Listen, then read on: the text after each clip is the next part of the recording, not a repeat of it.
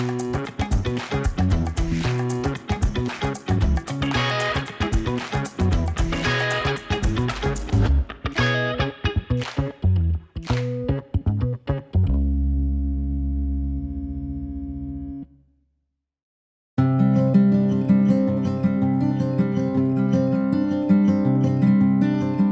me souviens pas de quand j'ai commencé. J'étais à l'école primaire, puis je faisais des petits bateaux de bois avec des restants là, de bois qui restaient dans l'atelier de mon père. Et puis, après ça, j'ai toujours vécu près du bois. C'est important pour moi, puis ça me fait du bien. Puis, alors, pendant toute ma carrière, c'était la même chose. Des soirées passées à travailler le bois, là.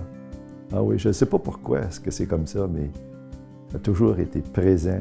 J'en ai appris beaucoup moi-même. Mais quand j'étais à l'école primaire, on avait ce qu'on appelait en 7e et 8e année, on allait au bois.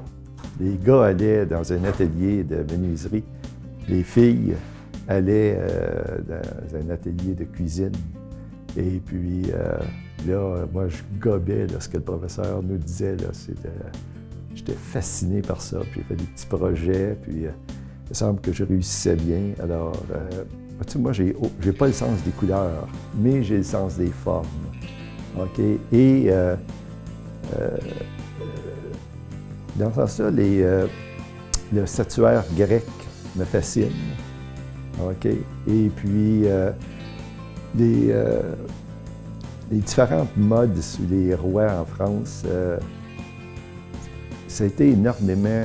L'ébénisterie a été très important, et puis c'est l'étude des formes aussi. Alors, à ce moment-là, j'ai dans ma bibliothèque plusieurs livres là, qui portent sur le mobilier dans les châteaux de France, d'Italie, des choses comme ça. Et il y a aussi, comme si on regarde par exemple celle-ci, c'est uniquement des formes. Il n'y a pas de sens à ça ici. Je voulais juste faire quelque chose de beau avec des formes. Et puis j'en ai d'autres productions. Alors, généralement, dans les meubles, c'est plus les meubles d'inspiration française. Le statuaire, j'en ai deux belles ici. J'en ai des moins bonnes, je les apporte au chalet. Mais ça, c'est surtout l'époque classique grecque. Et puis, pour les tableaux,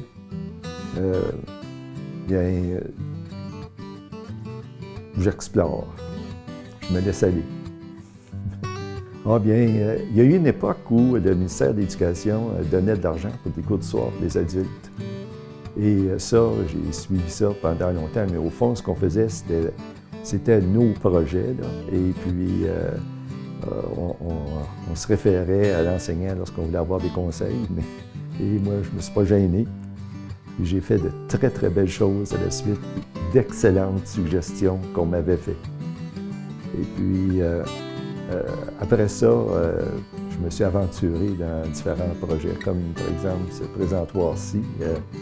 Ça, c'est parmi les derniers que j'ai fait d'une série de meubles. Puis là, j'ai pas eu d'aide. J'avais suffisamment de connaissances pour être capable d'arriver à faire quelque chose qui était agréable, puis que je pouvais mettre dans le salon parce que c'était assez beau. Il y a aussi, au-delà des œuvres que j'ai fait énormément de travail à tout refaire de l'intérieur. On a deux petits chalets qui n'ont rien d'extraordinaire, mais ce sont quand même deux chalets.